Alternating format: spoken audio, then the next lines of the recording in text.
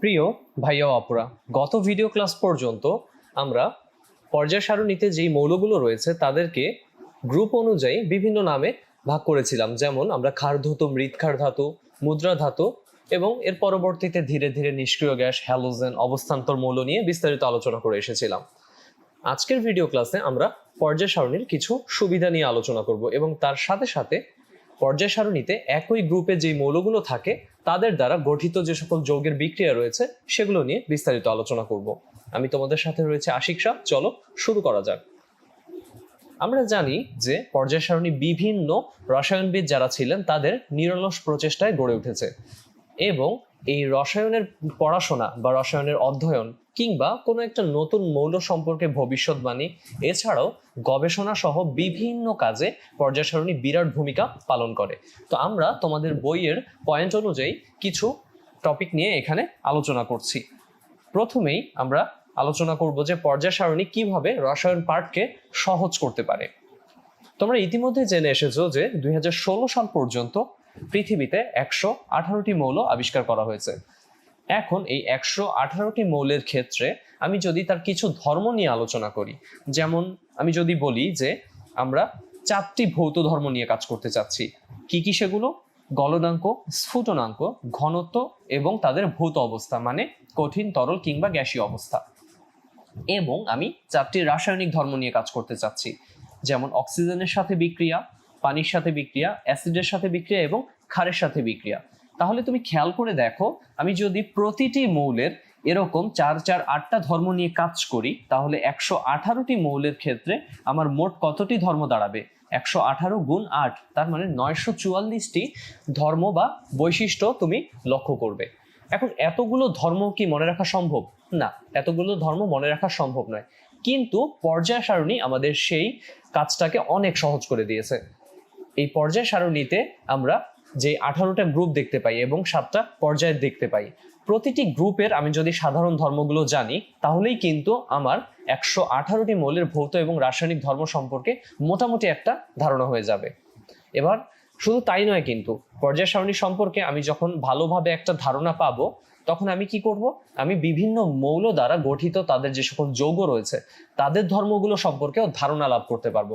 এবং তোমরা ইতিমধ্যে দেখে এসেছো যে আমাদের একই পর্যায়ে আমরা যখন বাম থেকে ডান দিকে যেতে থাকি একটা পর্যায়ক্রমিক পরিবর্তন দেখতে পাই আমরা।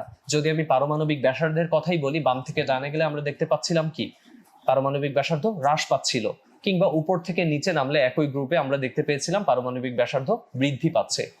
এবং এই পারমাণবিক ব্যাসার্ধের সাথেও আবার কিছু সম্পর্ক জড়িত ছিল, যেমন আয়নীকরণ শক্তি, ইলেকট্রন আসক্তি কিংবা আমরা তড়িৎ ঋণাত্মকতা সহ বিভিন্ন পর্যায়বৃত্ত ধর্ম আলোচনা করে এসেছিলাম। তাহলে তোমাকে সবগুলো ধর্ম মুখস্থ করতে কিন্তু হচ্ছে না, তুমি শুধুমাত্র পর্যায় সারণীর মৌলগুলোর অবস্থান কিংবা পর্যায় সারণীতে কোন গ্রুপে কি কি মৌল রয়েছে এবং কেন তারা এইভাবে রয়েছে এই জিনিসগুলো জানলেই কিন্তু তুমি তাদের ধর্মগুলো নিয়েও বিস্তারিত আলোচনা করতে পারবে বা বিস্তারিত জানতে পারবে। এর পরবর্তীতে আমরা ধরো নতুন কোনো মৌলের আবিষ্কার, যেমন কিছুদিন আগ পর্যন্ত আমরা পর্যায় সারণীতে এই যে মেন্ডেলিভ সাহেব তার সময় আবিষ্কৃত 63টি মৌলকে কি করেছিল? তার আবিষ্কৃত পর্যায় সারণীতে স্থান দিয়েছিল এবং তিনি কিছু মৌল সম্পর্কে ভবিষ্যৎবাণীও করেছিলেন। আমরা পর্যায় সারণীর পটভূমিতে এই জিনিসগুলো জেনে এসেছিলাম এবং তিনি যে মৌলগুলো সম্পর্কে ভবিষ্যৎবাণী করেছিলেন সেগুলো পরে কিন্তু আবিষ্কৃত হয়েছে, যেটা আমরা আধুনিক পর্যায় সারণীতে লক্ষ্য করি। এখন এই যে আমরা 7টি পর্যায় এবং 18টি যে গ্রুপ, এই 7টি পর্যায় এবং 18টি গ্রুপের সমন্বয়ে গঠিত পর্যায় সারণীটা আমরা এখন দেখতে পাচ্ছি, কিন্তু আগে কি তা ছিল? না, আগে এখানে ফাঁকা ঘর ছিল এবং এই মৌলগুলো আবিষ্কার হবার আগেই ওই ফাঁকা ঘরে যে মৌলগুলো বসবে বা তাদের ধর্মটা কেমন হবে তা পর্যায় সারণী থেকেই কিন্তু ধারণা পাওয়া গিয়েছিল, যেটা একটু আগেই আমি বললাম যে বিজ্ঞানী মেন্ডেলিভ 63টি মৌলের যেই পর্যায় সারণী সেটা পরবর্তীতে তার যে ভবিষ্যৎবাণীগুলো ছিল, যেই জায়গাগুলো ফাঁকা ছিল, যেই ঘরগুলো ফাঁকা ছিল, সেখানে আমরা কি করছি এখন পুরো পর্যায় সারণীটা পেয়ে গেছি এবং তার এই ভবিষ্যৎবাণীটা কি সঠিক হয়েছিল। তাহলে নতুন মৌলের আবিষ্কারকে পর্যায় সারণী খুবই গুরুত্বপূর্ণ একটা ভূমিকা আগেও পালন করেছিল এবং সামনেও করবে। এছাড়াও আমরা যদি কোনো গবেষণা করতে চাই, গবেষণা ক্ষেত্রেও এই পর্যায় সারণীর খুবই গুরুত্বপূর্ণ অবদান রয়েছে। ধরো তুমি ভবিষ্যতে গিয়ে একজন বড় সায়েন্টিস্ট হলে, তখন তোমার কোনো একটা বিশেষ প্রয়োজনে নতুন একটা পদার্থ আবিষ্কার করতে ইচ্ছে হলো বা আবিষ্কারের প্রয়োজন পড়লো, তাহলে তোমাকে কি করতে হবে? আগেই একটা ধারণা করে নিতে হবে যে তোমার আবিষ্কৃত নতুন যে পদার্থটা সেটার ধর্ম কিরকম হবে, এবং এই যে তার যে ধর্মগুলো, সেই ধর্ম বিশিষ্ট পদার্থ তৈরি করতে তোমার কি কি মৌল প্রয়োজন হবে। এখন তুমি যদি পর্যায় সারণীর মৌলগুলো সম্পর্কে একটা সম্পূর্ণ ধারণা রাখতে পারো, তাহলেই কি তুমি তোমার আবিষ্কৃত যে মৌলটা বা তোমার প্রয়োজন বোধে তৈরিকৃত যেই মৌল কিংবা যৌগ অথবা নতুন কোনো পদার্থটা সেটা তুমি করতে পারবে। এছাড়াও পর্যায় সারণীর আরো অনেক ব্যবহার রয়েছে যা তোমরা ধীরে ধীরে জানতে পারবে। আমি এই চ্যাপ্টারের শুরুতে একটা কথা বলেছিলাম যে পর্যায় সারণী হচ্ছে কেমিস্ট্রির খুবই বেসিক একটা জিনিস, এবং এই পর্যায় সারণী সম্পর্কে তুমি না জানলে পরবর্তী চ্যাপ্টারগুলো, এমনকি ইন্টারমিডিয়েটে কিংবা ইউনিভার্সিটিতে তুমি যদি কেমিস্ট্রি নিয়ে পড়াশোনা করো তাহলে কিছুই বুঝতে পারবে না, কারণ পর্যায় সারণীতেই আমরা মূলত প্রতিটি মৌল সম্পর্কে, এই যে 118টি মৌল সম্পর্কে পরিপূর্ণরূপে ধারণা অর্জন করি।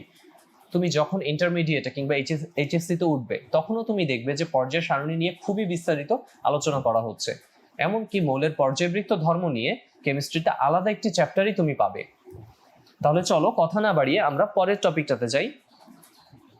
পরের টপিকটা হচ্ছে যে পর্যায় সারণীর একই গ্রুপের মৌলগুলো দ্বারা গঠিত যৌগের বিক্রিয়া। এখানে আসলে আমাদের সিলেবাসের সীমাবদ্ধতার কারণে এবং সময় স্বল্পতার কারণে আমরা পর্যায় সারণীর সব মৌলগুলো নিয়ে বিস্তারিত আলোচনা করতে পারবো না। আমরা যেগুলো তোমাদের বইয়ে পাবো, যে আলোচনাগুলো তোমাদের বইয়ে রয়েছে, সেগুলোই এখানে বিস্তারিত আলোচনা করব। ইতিমধ্যে পর্যায় সারণী দেখতে দেখতে তুমি একটা ধারণা পেয়ে গেছো, সেটা হচ্ছে যে পর্যায় সারণীর একই গ্রুপের মৌলগুলো একই ধর্ম প্রদর্শন করে। তাহলে সেই অনুযায়ী আমি যদি গ্রুপ 17 নামটা কি তোমাদের মনে আছে? হ্যাঁ, এই গ্রুপকে বলা হতো হ্যালোজেন গ্রুপ। এই হ্যালোজেন গ্রুপের যে মৌলগুলো মূলত ফ্লোরিন, ক্লোরিন, ব্রোমিন, আয়োডিন, এগুলো দ্বিপারমাণবিক, তার মানে দুইটি পরমাণু মিলে একটি অণু সৃষ্টি করে। ইত্যাদি গ্যাস হাইড্রোজেনের সাথে বিক্রিয়া করে কি করে? হাইড্রোজেনের সাথে বিক্রিয়া করলে তাদের, দেখো হাইড্রোজেনও আমরা জানি যে একটা দ্বিপারমাণবিক গ্যাস। এই হাইড্রোজেন অণু যখন ফ্লোরিন গ্যাসের সাথে বা ফ্লোরিন অণুর সাথে বিক্রিয়া করে তখন তারা উৎপন্ন করছে কি? দুই অণু হাইড্রোজেন ফ্লোরাইড, যেটাকে আমরা কি হিসেবে পাচ্ছি? যেটাকে আমরা গ্যাস হিসেবে পাচ্ছি। তাহলে দেখো দুটি গ্যাসের বিক্রিয়ায় আমরা এখানে কি পাচ্ছি? একটি যৌগ পাচ্ছি, যেটা কি এখান থেকে তার ধর্মটা সম্পূর্ণ আলাদা। অর্থাৎ হাইড্রোজেন এবং ফ্লোরিনের যে পৃথক পৃথক আলাদা আলাদা ধর্ম রয়েছে, হাইড্রোজেন ফ্লোরাইডের ধর্ম তার চেয়ে সম্পূর্ণ আলাদা। এবার আমি যদি তোমাকে বলি যে এখানে আমি একটা প্যাটার্ন তৈরি করে নিতে চাই, কিরকম প্যাটার্ন? আমি দেখতে চাচ্ছি যে এখানে ধরো আমি হাইড্রোজেনের সাথে বিক্রিয়া ঘটাবো হ্যালোজেনের। আমরা জানি যে হ্যালোজেনকে এক্স দিয়ে প্রকাশ করা হয়, যেহেতু দ্বিপারমাণবিক X2 দিয়ে আমরা প্রকাশ করছি। তাহলে এটা যদি আমি একটা সাধারণ বিক্রিয়া হিসেবে উপস্থাপন করতে চাই, তাহলে এখানে কি হবে? 2HX, এবং এটাও হবে গ্যাস।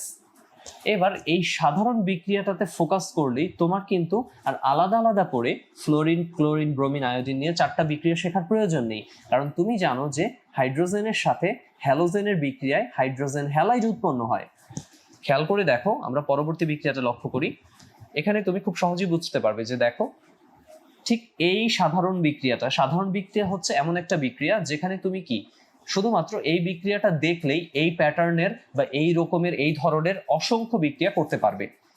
যেমন তুমি দেখো এখানে হাইড্রোজেনটা ফিক্সড, তার সাথে ক্লোরিন আসলো, আগে ছিল কি ফ্লোরিন।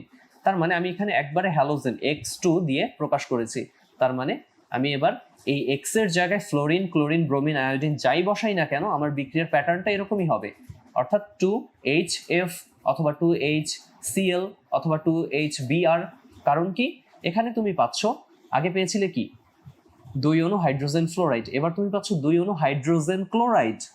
ঠিক একইভাবে তুমি এরপরে ব্রোমিনের সাথে যখন বিক্রিয়া করবে তুমি পাবে কি? 2 অণু হাইড্রোজেন ব্রোমাইড। আবার সর্বশেষ বিক্রিয়াটা হাইড্রোজেনের সাথে আয়োডিন গ্যাসের বিক্রিয়ায় আমি এখানে উৎপন্ন করছি কি? 2 অণু হাইড্রোজেন আয়োডাইড। তাহলে দেখো তুমি যদি এই বিক্রিয়া, এই সাধারণ বিক্রিয়াটা মনে রাখো, তাহলে কিন্তু তোমার আলাদা করে 4টি বিক্রিয়া মুখস্থ করার কোনো প্রয়োজন নেই। তুমি শুধুমাত্র এখানে X এর জায়গায় একবার এফ, একবার সিএল, একবার বিআর, একবার আই। তার মানে যথাক্রমে ফ্লোরিন, ক্লোরিন, ব্রোমিন, আয়োডিন বসালেই তুমি যথাক্রমে এখানে কি hydrogen fluoride, chloride, bromide, iodide এসব পেয়ে যাবে। তাহলে তুমি কি শিখলে এই জিনিসটা থেকে, এই টপিকটা থেকে? তুমি শিখলে যে হাইড্রোজেন গ্যাসের সাথে এই আমাদের যে হ্যালোজেন গ্যাসগুলো, তাদের বিক্রিয়া সবসময় কি একই রকম যৌগ সৃষ্টি হচ্ছে, অর্থাৎ হাইড্রোজেন হ্যালাইড টাইপের যৌগ সৃষ্টি হচ্ছে। এই জিনিসটা তুমি শিখলে। আবার এই গ্যাসগুলোকে তুমি যদি এবার পানিতে দ্রবীভূত করো, পানিতে দ্রবীভূত করা হলে তারা হাইড্রোহ্যালাইড অ্যাসিড, অর্থাৎ হাইড্রোহ্যালাইড অ্যাসিড বলতে আমরা কি বুঝছি? এই যে তুমি hydrogen iodide, hydrogen chloride, bromide, fluoride এসবকে পেলে, এদেরকে তুমি যখন পানিতে দ্রবীভূত করবে তুমি হাইড্রোহ্যালাইড অ্যাসিড পাবে। একটু আগে এইটাকে অর্থাৎ এইচএক্সকে আমি বলছিলাম হাইড্রোজেন হ্যালাইড। এবার তুমি এই হাইড্রোজেন হ্যালাইডকে যখন পানিতে দ্রবীভূত করবে তুমি পাবে হাইড্রোহ্যালাইড অ্যাসিড। কিরকম তুমি খেয়াল করে দেখো, এইচএফ, এখানে যখন এইচএফ গ্যাস ছিল তখন আমি তাকে বলছিলাম হাইড্রোজেন ফ্লোরাইড, কিন্তু দেখো যখন সে অ্যাকোয়াস হয়ে গেল, অ্যাকোয়াস মানে হচ্ছে জলীয় দ্রবণ, সংক্ষেপে AQ দিয়ে প্রকাশ করা হয় ফার্স্ট ব্র্যাকেটে, তখন এইচএফ এর নাম কিন্তু আর হাইড্রোজেন ফ্লোরাইড নেই, তার নাম হয়ে গেল হাইড্রোফ্লোরিক অ্যাসিড।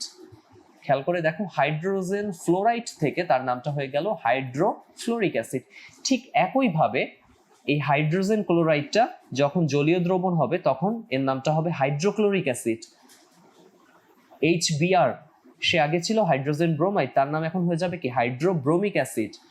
এ ছিল আগে হাইড্রোজেন আয়োডাইড, যখন সে গ্যাসীয় অবস্থায় ছিল, এখন যখন সে জলীয় অবস্থায় হয়ে যাবে তখন তার নামটা হবে হাইড্রো আয়োডিক অ্যাসিড। তাহলে তুমি একটা জিনিস লক্ষ্য করো, এবারও আমি যদি একটা সাধারণ বিক্রিয়া তোমাকে শেখাই, ধরো তুমি এবার সাধারণ বিক্রিয়াটা HX, আগে সে কিরকম ছিল, গ্যাসীয় ছিল, এবং এই গ্যাসীয় থাকার পরে তুমি যখন তা পানিতে দ্রবীভূত করছো অর্থাৎ H2O, তার ভৌত অবস্থাটা L, লিকুইড, তার মানে হচ্ছে কি এখানে আমি জলীয় পানি মানে আমার লিকুইড পানি ব্যবহার করছি। পানির আরেকটা ফর্মেশন হতে পারে যেটাকে আমরা বলি জলীয় বাষ্প, সেটা না, আমরা তরল পানিকে ব্যবহার করছি এখানে। তাহলে এইখানে গিয়ে কি পরিবর্তন ঘটবে? HX আগের মতন হবে। ভাইয়া এখানেও HX, এখানেও HX, হ্যাঁ, কিন্তু এবার হবে এটা AQ, মানে জলীয় দ্রবণ, অ্যাকোয়াস। তাহলে শুধুমাত্র এই পানিতে দ্রবীভূত করার কারণে তোমার গ্যাসটা কিসে পরিণত হলো? জলীয় দ্রবণে পরিণত হলো। তাহলে এটাকে তুমি একটা সাধারণ বিক্রিয়া হিসেবে মনে রাখতে পারো। তাহলে তোমার আলাদা করে আর কি চারটা নতুন বিক্রিয়া মুখস্থ করতে হবে না। যেমন তুমি দেখো এখানে আমরা কি দেখতে পাচ্ছি যে হাইড্রোজেন ফ্লোরাইড পানিতে দ্রবীভূত হয়ে হাইড্রোফ্লোরিক অ্যাসিড উৎপন্ন করলো। ঠিক একইভাবে হাইড্রোজেন ক্লোরাইড গ্যাস ছিল, পানিতে দ্রবীভূত হয়ে hydrochloric acid, hydrogen bromide হাইড্রোব্রোমিক acid, এবং সর্বশেষে হাইড্রোজেন আয়োডাইড গ্যাসটা এখানে হাইড্রো আয়োডিক অ্যাসিডে পরিণত হলো। আশা করি তোমরা নামগুলো বুঝতে পেরেছো, এবং নামগুলো দেখো একটা আরেকটার সাথে সম্পর্কিত। তার মানে তুমি প্রথমেই দেখো ফ্লোরিন থেকে পাচ্ছিলে হাইড্রোজেন ফ্লোরাইড, আবার হাইড্রোজেন ফ্লোরাইড থেকে তুমি পাচ্ছিলে কি হাইড্রোফ্লোরিক অ্যাসিড। তার মানে তুমি নামেরও একটা প্যাটার্ন খুঁজে পাচ্ছ, যে প্যাটার্ন অনুযায়ী তুমি সামনে আগাবে। যেমন ফ্লোরিন যখন সে হাইড্রোজেনের সাথে যুক্ত হলো তার নামে হাইড্রোজেন ফ্লোরাইড, অর্থাৎ শেষে আইড যুক্ত হচ্ছে, ফ্লোরিন থেকে ফ্লোরাইড হয়ে যাচ্ছে। আবার এখানে খেয়াল করো, এখানে হাইড্রোজেন ফ্লোরাইড ছিল, ফ্লোরাইড থেকে ফ্লোরিক অ্যাসিড হয়ে যাচ্ছে। তাহলে এই নামের বিষয়গুলো আমরা খুব ভালো মতন কিন্তু লক্ষ্য করব। এরপরে আমরা দেখতে পাচ্ছি যে এই হাইড্রোহ্যালাইড অ্যাসিড সমূহ যে কোনো কার্বনেট লবণের সাথে বিক্রিয়া করে কার্বন ডাই অক্সাইড গ্যাস উৎপন্ন করে। এখন কার্বনেট লবণ বলতে তুমি ক্যালসিয়াম কার্বনেটের কথা উল্লেখ করতে পারো। ক্যালসিয়াম কার্বনেটের মধ্যে যখন হাইড্রোফ্লোরিক অ্যাসিড যোগ করলে কার্বন ডাই অক্সাইড উৎপন্ন হয়। তাহলে এখানকার বিক্রিয়াটা আমরা একটু লক্ষ্য করি। এখানে দেখা যাচ্ছে ক্যালসিয়াম কার্বনেটের সাথে আমি যে হাইড্রোফ্লোরিক অ্যাসিড উৎপন্ন করেছিলাম একটু আগেই, সেই হাইড্রোফ্লোরিক অ্যাসিডের বিক্রিয়ায় কি কি উৎপন্ন হচ্ছে একটু খেয়াল করে দেখো। Calcium fluoride, carbon die oxide এবং পানি। তোমাকে এখানে মূলত ফোকাস করানো হচ্ছে কার্বন ডাই অক্সাইড গ্যাসে, যে কার্বনেট লবণের সাথে এরকম অ্যাসিডের বিক্রিয়ায় আমরা কি পাই? কার্বন ডাই অক্সাইড পাই। কিন্তু এই বিক্রিয়াটা তুমি একটু ভালোভাবে লক্ষ্য করলেই বুঝতে পারবে যে এই বিক্রিয়াতে অনেক কিছু লুকিয়ে আছে। কিরকম? এখানে ক্যালসিয়াম ধনাত্মক আয়ন এবং কার্বনেট হচ্ছে ঋণাত্মক আয়ন। এই আয়ন নিয়ে, ধনাত্মক আয়ন নিয়ে, ঋণাত্মক আয়ন কিংবা যৌগমূলক নিয়ে আমরা পরবর্তী চ্যাপ্টারে বিস্তারিত আলোচনা করব, কিন্তু এখানে আমি সংক্ষেপে বলছি। তাহলে যা বলছিলাম, ক্যালসিয়াম এখানে হচ্ছে ধনাত্মক আয়ন, কার্বনেট এটা পুরোটাই হচ্ছে একটা যৌগমূলক। যৌগমূলক কি আমরা বিস্তারিত শিখবো পরের চ্যাপ্টারেই। শুধু তুমি এখানে মনে রাখো যে এখানে কার্বনেটটা হচ্ছে কি একটা ঋণাত্মক আয়ন। এই ক্যালসিয়ামটা যুক্ত হচ্ছে এখানকার ঋণাত্মক আয়ন ফ্লোরাইডের সাথে, অর্থাৎ যখন হাইড্রোজেনের সাথে ফ্লোরিন বিক্রিয়া করে হাইড্রোজেন ফ্লোরাইড উৎপন্ন করে, তখন এখানে হাইড্রোজেনটা হচ্ছে ধনাত্মক আয়ন আর ফ্লোরিনটা বা ফ্লোরাইডটা হচ্ছে ঋণাত্মক আয়ন। তাহলে ক্যালসিয়াম আর এখানে ফ্লোরিন পরস্পরের সাথে বিক্রিয়া করে ক্যালসিয়াম ফ্লোরাইড উৎপন্ন করে। এদের যোজনীর একটা কাজ রয়েছে এখানে, যে একটা ক্যালসিয়ামের সাথে দুইটা ফ্লোরিন যুক্ত হয়, এই জন্য এর সংকেতটা দেখতে এরকম। আমরা এই যোজনী, এই সংকেত নিয়েও আলোচনা করব। তাহলে এর পাশাপাশি আর কি উৎপন্ন হবে? তুমি জানো যে কার্বনেট লবণের সাথে অ্যাসিডের বিক্রিয়ায় তুমি অবশ্যই কার্বন ডাই অক্সাইড পাবে, তার মানে এটা ফিক্সড। আর শেষে পানি উৎপন্ন হয়। পানিটা কেন উৎপন্ন হয়? কারণ এই যে এখানে হাইড্রোজেন রয়েছে, এই হাইড্রোজেন এখানকার অক্সিজেনের সাথে বিক্রিয়া করে পানি উৎপন্ন করে। আবার তাহলে তুমি দেখো, তুমি কিন্তু বিক্রিয়াটা চাইলে খুব সহজে সমতাও করে ফেলতে পারো। তো সমতা একটু পরে যাচ্ছি। তাহলে আমরা কি পাচ্ছি? এখানে ক্যালসিয়াম ফ্লোরাইড পাচ্ছি, পানি পাচ্ছি, কার্বন ডাই অক্সাইড পাচ্ছি, এই যে এইখানকার কার্বন এবং এখানকার অক্সিজেনের সাথে বিক্রিয়ায়। তাহলে আমি এবার যদি তোমাকে দেখাই যে এখানে সমতাকরণটা কিভাবে সংগঠিত হয়েছে, এখানে আমরা একটু মিলিয়ে নেই যে বাম পাশ বিক্রিয়ার বাম পাশ এবং ডান পাশে সমান সংখ্যক একই জিনিস আছে কিনা। ক্যালসিয়াম বাম পাশে একটি, ডানেও ক্যালসিয়াম একটি, এখানে কার্বন একটি, ডান পাশে কার্বন একটি, এখানে অক্সিজেন তিনটি, ডান পাশে অক্সিজেন এখানে দুইটি রয়েছে, অক্সিজেন পরমাণু এখানে একটি, তার মানে তিনটি মিলে গেছে। এখানে দুটি হাইড্রোজেন, এইচ সামনে 2 আছে, তার মানে দুটি হাইড্রোজেন, এখানেও দেখো দুটি হাইড্রোজেন পরমাণুই আছে। আবার এখানে ফ্লোরিন কয়টি? দুটি রয়েছে, কারণ সামনে 2 মানে কি? হাইড্রোজেনও দুটি, ফ্লোরিনও দুটি পরমাণু। আর এখানেও আমরা দেখতে পাচ্ছি দুটি ফ্লোরিন পরমাণু। তার মানে এই জিনিসটা আমি তোমাকে সমতাকরণটা বুঝালাম। সমতাকরণ নিয়ে আমাদের বিস্তারিত আলোচনা পরবর্তী চ্যাপ্টারগুলোতে রয়েছে, কিন্তু এখানে যেহেতু আমরা একটা বিক্রিয়া শিখছি, যে একটা বিক্রিয়া কিভাবে সংগঠিত হচ্ছে, কিভাবে ধনাত্মক আয়নের সাথে ঋণাত্মক আয়ন বা অপর ঋণাত্মক আয়নের সাথে অপর ধনাত্মক আয়ন কিভাবে সংযুক্ত হয়ে যায়। তাহলে অনুরূপ একটা বিক্রিয়া যদি আমি তোমাকে দেখাই, আগে আমরা ক্যালসিয়াম কার্বনেটের সাথে হাইড্রোফ্লোরিক অ্যাসিডের বিক্রিয়া দেখিয়েছি, এবার দেখব ক্যালসিয়াম কার্বনেটের সাথে হাইড্রোক্লোরিক অ্যাসিডের বিক্রিয়া। এবং তুমি খেয়াল করে দেখো, এখানকার প্যাটার্নটাও তুমি কিন্তু খুব সহজেই ধরতে পারবে। কিরকম? এখানে ফ্লোরিন রয়েছে আর এখানে ফ্লোরাইড উৎপন্ন হলো সেজন্য, আর এখানে ক্লোরিন থাকার কারণে এখানে কিন্তু ক্যালসিয়াম ক্লোরাইড উৎপন্ন হচ্ছে। কিন্তু দেখো বাকি জিনিস পুরোটাই কিন্তু একই রকম। কি? একটু ভালো করে খেয়াল করি, ক্যালসিয়াম কার্বনেট এখানেও ছিল, এখানেও ছিল, তাই তো? এখানে হাইড্রোজেন ফ্লোরাইড, হাইড্রোফ্লোরিক অ্যাসিড, আর এখানে হচ্ছে হাইড্রোক্লোরিক অ্যাসিড। এখানে উৎপন্ন হচ্ছে ক্যালসিয়াম ফ্লোরাইড, এখানে উৎপন্ন হচ্ছে ক্যালসিয়াম ক্লোরাইড। আর কার্বন ডাই অক্সাইড পানি ফিক্সড। এই জিনিসটা কি বোঝালো আমাদেরকে? এই জিনিসটা আমাদেরকে বুঝতে সাহায্য করলো যে যখন আমরা এরকম একই গ্রুপের মৌল নিয়ে বিস্তারিত আলোচনা করব, কিংবা তাদের যৌগগুলো দেখবো, যেহেতু আমরা জানি যে পর্যায় সারণীর একই গ্রুপের মৌলগুলো একই ধরনের ধর্ম প্রদর্শন করে বা একই রকম ধর্ম প্রদর্শন করে। যেমন এর আগের 4টি বিক্রিয়া আমরা দেখেছি, এখানকার 4টি বিক্রিয়া আমরা দেখলাম। এমনকি তুমি খেয়াল করে দেখো, এই যে যৌগগুলো উৎপন্ন হলো, এদের সাথে কার্বনেট লবণের বিক্রিয়ার ক্ষেত্রে প্যাটার্নটা কিন্তু সেম। এখানেও তোমার কার্বন ডাই অক্সাইড পানি এবং লবণ উৎপন্ন হচ্ছে, এখানেও কার্বন ডাই অক্সাইড পানি এবং লবণ উৎপন্ন হচ্ছে। তার মানে এই ক্লাসের মাধ্যমে তুমি শিখতে পারলে যে পর্যায় সারণীর এই যে একই গ্রুপের মৌলগুলো এবং এই মৌলগুলোর দ্বারা যে যৌগগুলো, তারাও কি একই রকম বা একই প্যাটার্ন ফলো করে। তার মানে তুমি এখানেও, যেমন এটার ক্ষেত্রে আমি ক্লাস আর দীর্ঘায়িত করব না, খুব সংক্ষেপে, এখানেও তুমি কিন্তু একটা সাধারণ বিক্রিয়া বানাতে পারো। কিরকম সেটা? ধরো তুমি ক্যালসিয়াম কার্বনেটের কথা বলছো, প্লাস 2HX হাইড্রোজেন হ্যালাইড। তাহলে এখানে তুমি কি পাবে? ক্যালসিয়াম হ্যালাইড যোগ কার্বন ডাই অক্সাইড এবং পানি। তাহলে দেখো, এই সাধারণ বিক্রিয়াটা তুমি খেয়াল করলে তোমার কিন্তু আলাদা করে আর এই দুইটা বিক্রিয়াকে মুখস্থ করতে হচ্ছে না, এবং তুমি এখানে ক্যালসিয়ামের পরিবর্তে ম্যাগনেসিয়াম ব্যবহার করেও কিন্তু একই রকম বিক্রিয়া পাবে। তার মানে কার্বনেট লবণ হলেই হবে, সেটা ম্যাগনেসিয়াম কার্বনেট হোক কিংবা ক্যালসিয়াম কার্বনেট, এমনকি সোডিয়াম কার্বনেট হলেও কিন্তু তুমি বিক্রিয়াটা করতে পারবে। সেক্ষেত্রে তোমাকে সমতাকরণ করতে হবে অবশ্যই।